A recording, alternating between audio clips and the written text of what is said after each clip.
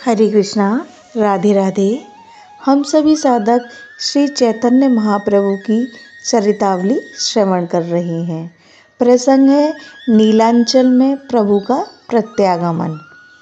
श्री कृष्ण कीर्तन में उन्मत्त हुए भक्तों के समूह से जो शोभित है और निरंतर जिसके मुख से राम राम ऐसा शब्द उच्चारण होता रहता है, जो करुणा का धाम तथा स्वर्ण के समान निर्मल एवं गौर कांति वाला है, उस चैतन्य नामक परम धाम का हम आश्रय लेते हैं।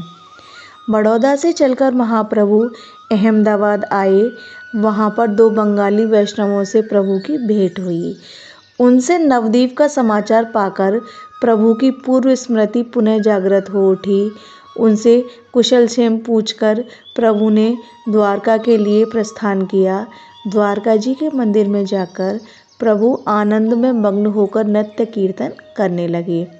वहाँ से समुद्र किनारे होते हुए सोमनाथ शिव जी के दर्शनों के लिए प्रवास क्षेत्र में आए, जहाँ पर प्राची सरस्वती हैं। इस प्रकार समस्त तीर्थों में भ्रमण करके अब प्रभु की इच्छा पुनः नीलांचल लौटने की हुई। इसलिए गोदावरी नदी के किनारे किनारे होते हुए पुनः विद्यानगर में पहुँच गए। महाप्रभु के आने का समाचार पाते ही राय रामानंद जी उसी समय प्रभु के दर्शनों के निमित्त दौड़े आए। प्रभु ने उनका गाढ़ा लिंगन किया। राय ने विनीत भाव से कहा, प्रभु, इस अधम को आप भूले नहीं हैं और इसकी स्मृति अभी तक आपके हृदय में बनी हुई है। इस बात को स्मरण करके मैं प्रसन्नता के कारण अपने अंगों में फूला नहीं समाता। आज आपने पुनः दर्शन देकर मुझे अपनी परम कृपा का यथार्थ में ही पात्र बना लिया। प्रभु ने कहा, राय महाशय, यथार्थ में तो आपके ही दर्शन से मेरे सब तीर्थ सफल हो गए थे। फिर भी मैं और तीर्थों में वैसे ही चला गया। जितना सुख मुझे यहाँ आपके साथ मिला था, उतना अन्यत्र कहीं भी नहीं मिला। अब फिर भी मैं उसी आनंद को प्राप्त करके आपके पास आया हूँ। कहावत है, लाभाल लोभः प्रजायते, अर्थात जितना ही लाभ होता है उतना ही अधिक लोभ बढ़ता जाता है। इसलिए अब तो यही सोचकर आया हूँ कि आपके ही साथ निरंतर वास करके उस आनंद रस का आस्वादन करता रहूं। रामानंद जी ने अत्यंत ही संकोच के साथ कहा, प्रभु, मैंने आपकी आज्ञा श्रोधार्य करके महाराज को राजकाज से अवकाश देने की प्रार्थना की थी। उन्होंने मेरी प्रार्थना को स्वीकार करके बुलाया है। अब तो आपके चरणों में रहने का संभवतः सौभाग्य प्राप्त हो सके। प्रभु ने कहा, इसलिए तो मैं आया ही हूँ। अब आपको साथ लेकर ही पुरी चलूँगा। राय महाशय ने कुछ विवशता से दिखाते हुए कहा, प्रभु, मेरे साथ चलने में आपको कष्ट होगा। अभी मुझे बहुत से राजकाज करने शेष हैं। फिर मेरे साथ हाथी घोड़े नौकर चाकर बहुत से चलेंगे। उन सब के साथ आपको कष्ट होगा। इसलिए आप पहले अकेले ही पुरी पधारें, फिर मैं भी पीछे से आ जाऊंगा।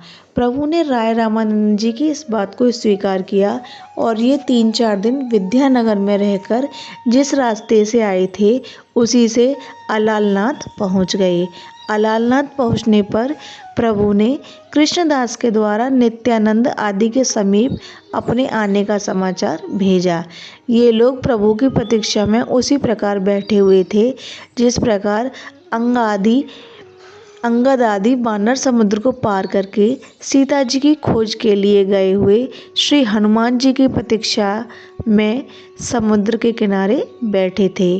प्रभु का समाचार पाते ही नित्यानंद आदि सभी भक्त प्रभु से मिलने के लिए दौड़े आए। रास्ते में दूर से ही आते हुए उन्होंने प्रभु को देखा। प्रभु को देखते ही सभी ने भूमि पर लौटकर प्रभु के चरणों में साष्टांग प्रणाम किया। प्रभु ने उन सबको क्रमशः अपने हाथों से उठाकर प्रेमालिंगन दान दिया। आज 2 वर्षों के पश्चात प्रभु का प्रेमालिंगन पाकर सभी प्रेम में बेसुध हो गए और प्रेम के अश्रु बहाते हुए प्रभु के पीछे पीछे चले। इतने में ही सामने से सार्वभौम भट्टाचार्य तथा गोपीनाथाचार्य प्रभु को आते हुए दिखाई दिए। प्रभु ने अस्त व्यस्त भाव से दौड़कर उनका जल्दी से आलिंगन करना चाहा, किंतु वे इससे पहले ही प्रभु के चरणों में गिर पड़े। प्रभु ने उनको स्वयं उठाया, उनका आलिंगन किया और उनके वस्त्रों में लगी हुई धूलि को अपने हाथों से पोंछा। सभी लोग प्रभु के पीछे पीछे चले। सबसे पहले महाप्रभु जगन्नाथ जी के दर्शन के लिए गए। वहाँ के कर्मचारी प्रभु की प्रतीक्षा में सदा चिंतित से बने रहते थे। सहसा प्रभु के आगमन का समाचार सुनकर सभी आनंद के सहित नृत्य करने लगे। प्रभु ने भगवान को साष्टांग प्रणाम किया और भांति भांति से स्तुति करने लगे। पुजारी ने आकर माला और प्रसाद प्रभु को भेंट किया। बहुत दिनों के पश्चात पुरुषोत्तम भगवान का महाप्रसाद पाकर प्रभु परम प्रसन्न हुए और प्रसाद को उसी समय उन्होंने पा लिया। फिर भक्तों के सहित मंदिर की प्रदक्षिणा करते हुए प्रभु भट्टाचार्य सार्वभौम के घर आए। सार्वभौम ने प्रभु को भिक्षा के लिए निमंत्रित किया और सभी भक्तों के सहित उन्होंने प्रभु को भिक्षा कराई।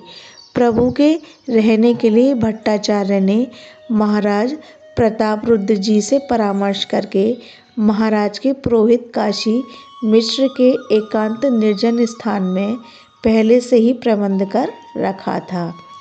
प्रभु को वह स्थान बहुत पसंद आया और प्रभु उसी में रहने लगे। अब ये प्रसंग यहीं विश्राम लेता है। हरे कृष्णा, राधे राधे।